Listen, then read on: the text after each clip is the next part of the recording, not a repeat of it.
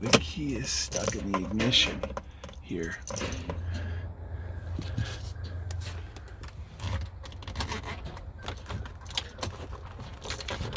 All right, let's see. Check that out. All right.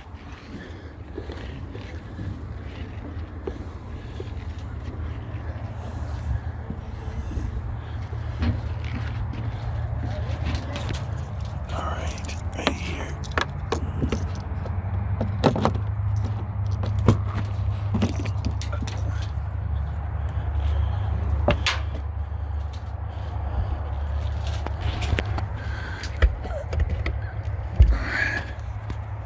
Wow, books and stuff. Now where's the battery? There it is.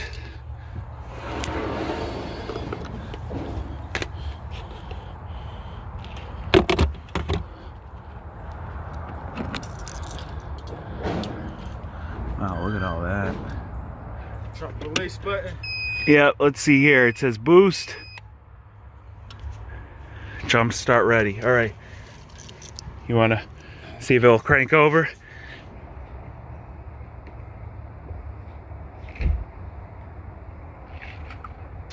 See if this cranks. Oh, there we go.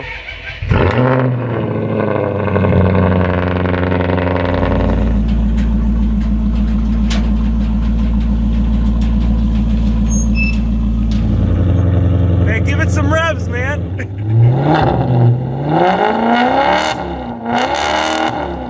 Thank you guys so much. Thank you. Have a good one. Thanks. Man, the previous owner must have just loved this thing. It's tastefully customized with this beautiful wrap and what looks to be, yeah, this is like a plasti dip or like a rubberized coating over the lettering. It's also on the side badges as well. But look at this. The rear wrap, I've never seen anything like this before. It's raised. It says Louis Vuitton Series. If you actually zoom in, you can see the raised lettering on this and you can feel it as well. I wonder if there's actually some lettering underneath this to raise it up, but geez, sounds absolutely incredible too for what this car is. I'm guessing they must have lopped the mufflers off. We'll take a look at that a little later. Seems to be running and idling really nice too. I mean, this is exactly what I like to see, an engine bay that's got a little bit of dust on it, but isn't super clean. Looks great. I mean, there's no coolant splatters or oil splatters anywhere. Let's take this thing for a ride. Oh, check this out. We have even more raised graphics on the hood.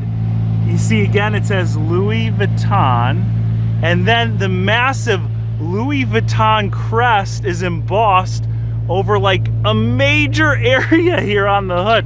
What a crazy looking car.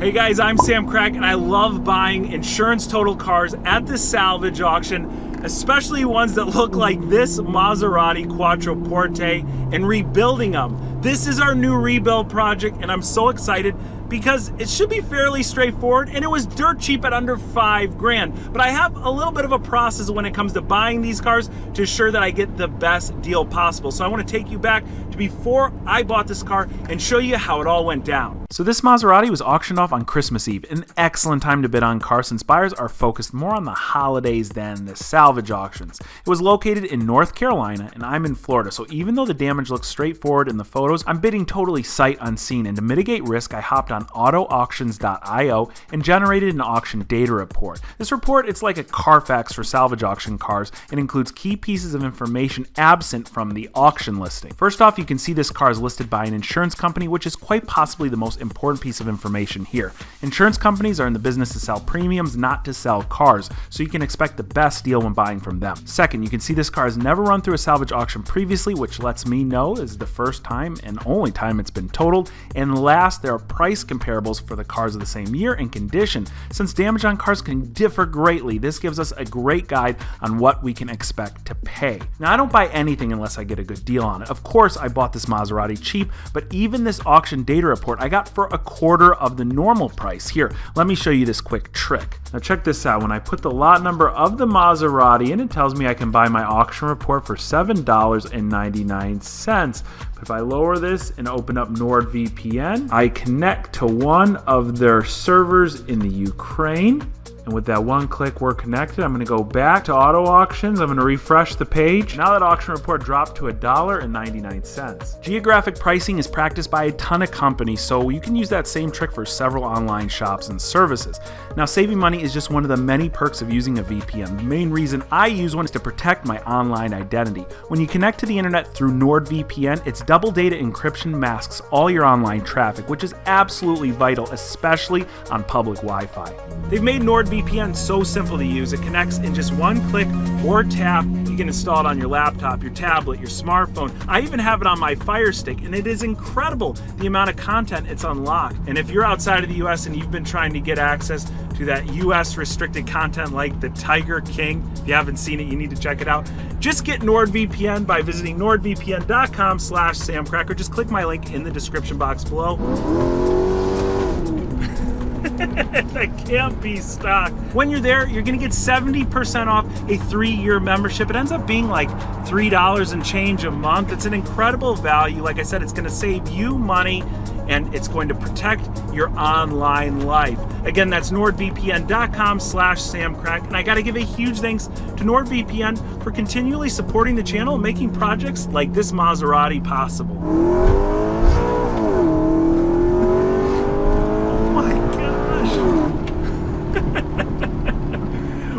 The best part of this car, we paid $4,750 for it. That's Mazda money for a Maserati at the salvage auction. That's what the final bid was. And it's such a silly car for that sort of money. I mean, what are you gonna get for under $5,000 that sounds like this?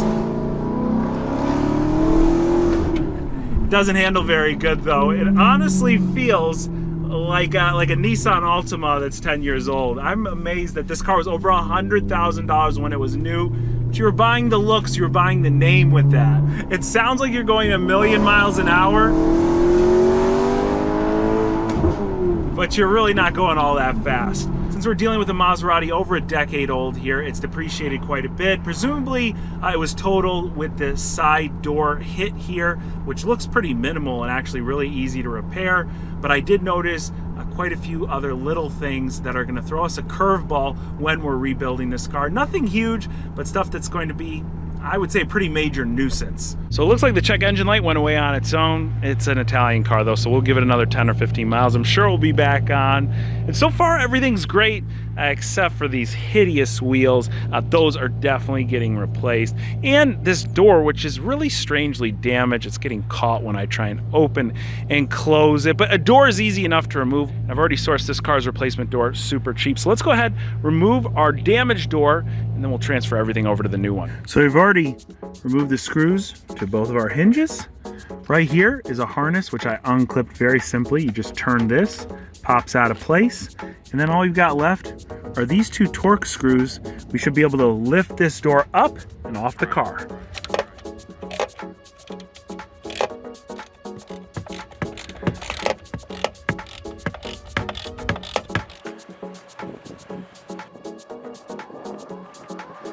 Where I come from, a lot of people, they drive the Jeeps with the open doors. But I mean, how much cooler is it to have a Maserati without the doors? A rear-wheel drive Maserati makes some nice metal clanking noise. See the cows while we're at it. I mean, this is where it's at. Removing a door, super easy. Anybody can do that at home. And when it comes to cars that were totaled out for door damage or side damage, 9 out of 10 times, you're gonna replace your damaged door anyway. So it's not the door you're really worried about, it's the door frame. Everything around here, you wanna make sure that you don't have a damaged pillar. So this is our B pillar right here. The only thing I could see is a tiny little ding right here. That's not gonna make any sort of difference. There's a skin over the B pillar, but your unibody is behind that. Pushed in enough, you'll bend your pillar. things will not line up. Same thing over here close to the apron. You've got where your door hinges sit.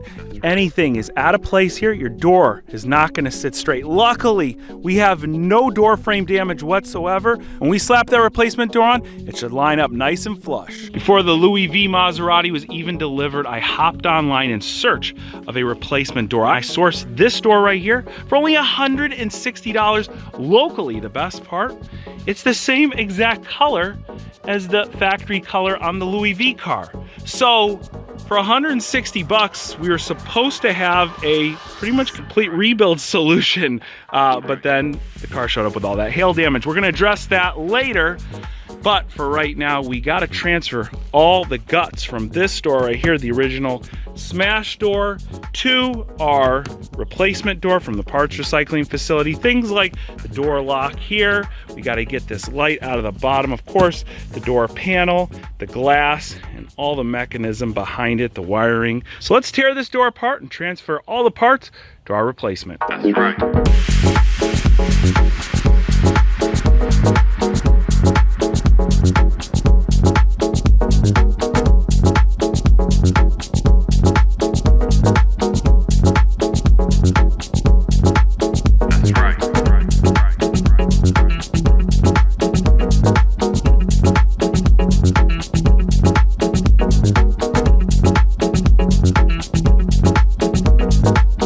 Door is on, things fit great, all the gaps line up. We're just gonna need a new side mirror, a new window regulator, which seemed to be broken whenever I had everything disassembled. That's not the only window regulator we're gonna need. This one just seems to be free floating in here.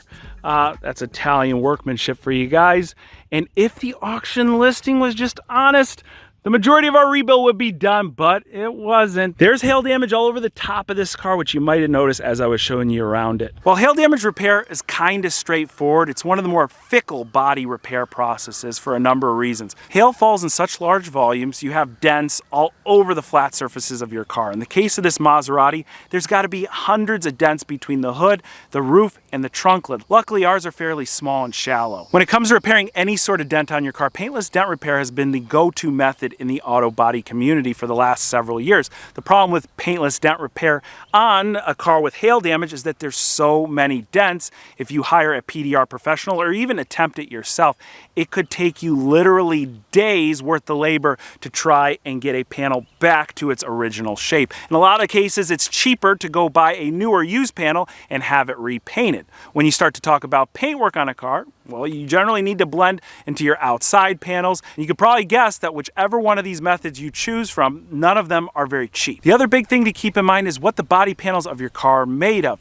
A lot of older cars are made of steel. Steel is like a metal Play-Doh. You can kind of push it wherever you want. It's easier for PDR professionals to work with, but when it comes to aluminum, it's got a lot of elasticity to it. So if you kind of push on it, it just goes right back in place. While you can PDR aluminum, it's much more difficult and it's a lot more costly because it is more time consuming to work with. To figure our best plan of attack here, we need to figure out what our body panels are made out of. So when we take our magnet and stick it to the car, we can tell that this is a steel panel. So likely the body of the car is made of steel, but sometimes, like in this case, you could see this is made out of aluminum. So this removable trunk lid is aluminum. We're gonna need to focus a lot of time here, which is steel, and also on the front hood, which is likely aluminum. Yep, aluminum. It's, again, removable. And the tops of the fenders also, those are made out of steel. So what I would plan to do here is to get a new hood and get a new trunk lid, since those are aluminum. And again, aluminum is more difficult to work on. We'll use fill to repair our roof and to repair the tops of the fenders, since they're made out of steel, and that's easier to work on. And even though it's gonna cost us probably a few $100 per panel for the trunk and for the hood, that money spent will reduce our labor time in repairing the body of the car substantially. Besides our exterior condition issues, at first glance, the interior looks pretty darn good, but if you take a closer look, there are definitely some notable flaws. Now, in the auction listing, the front seats had seat covers over them. I figured a 100,000-mile Maserati would have destroyed front seats, and when I got the car, the seat covers were off, and If you look, they don't look too bad. The problem is, look at the shade of beige on the driver's seat and look at the shade on the passenger seat. The passenger seat is the accurate color. Somebody went and took a spray can of vinyl paint and painted this seat, and you could tell by all the fine little cracks in it up close. That's not cracks in the leather, that's cracks in the vinyl paint. Now you could strip that vinyl paint off and re-dye this seat and it should turn out way better than it looks now. Otherwise, the passenger seat and all the rear seats in this car happen to be in pretty excellent shape, and it's probably the best part of the interior of that Maserati. The leather is really the only selling point of this interior. Everywhere else you're gonna find cheap hard plastics, AC vent that looks like it came right out of a 1994 Ford Fiesta. I guess it's missing its chrome little handle here, but still feels awful. Strangely placed buttons for random things literally everywhere. And when I saw this Little Trees air freshener, that's usually a dead giveaway for a car that's been smoked in. I'm happy to report it doesn't smell like anything funny in here. If you look right at the sun visor, those screws do not look factory. They're Phillips screws. Usually the Italians use Torx head screws, and the strange fasteners don't end there. The headliner's seen better days. It's an old Italian car, though. You kind of expect a headliner to be falling at this age. It's an easy repair, right? Just a few thumbtacks in the ceiling. This is no joke. Exactly how I got the car delivered with these thumbtacks everywhere. This gives me a good idea, though. Maybe this car could use a Starlight headliner. Now, I obviously wasn't the only one with that idea, because screwed right down into the center column is this USB plug to this strange thing that looks a whole heck of a lot like a laser. I'm guessing it shoots lasers on the ceiling here to give you that Starlight look, and it's screwed in with two different types of fasteners. Got a portable power bank here. Let's see what this thing does. Look, it definitely is a laser. Look at this. How cheesy is that? When I first saw the listing to this car with the red badges, those gigantic square exhaust tips, the overall outrageous theme of this car, I had to have it, especially if it's sold cheap. $4,750, considering this is a Quattroporte with the much more desirable ZF transmission, much more reliable ZF transmission. That increases the resale quite a bit. I think even with the hail damage, we're doing pretty good here. But the question that's been lingering is, do we keep this Louis Vuitton theme? It's super iconic. It's also absolutely absurd. And the wrap job itself, if you look like up close here, see how this is two separate pieces of wrap that are just overlapped. In the wrap industry, that's a big no-no. It's all over this car, cut into several different pieces, but I'm gonna leave that up to you guys to decide. I wanna make the appearance of this Louis V Maserati even louder than it currently is, and I need your input for that. Down in the comment section below, let me know, do you think we should kind of keep with the same theme here? If we should change things up, different wrap, different paint options, wheels? Again, let me know what you think down there. Also, if you're not already following me on Instagram, where I'm going to be posting build progress before anything goes live here on YouTube, right here, or just click the link down in the description box below. If you're excited for the Louis V Maserati build, be sure to hit that like button. And I got to give a huge thanks to each and every one of you for watching today, and I'll catch you very soon.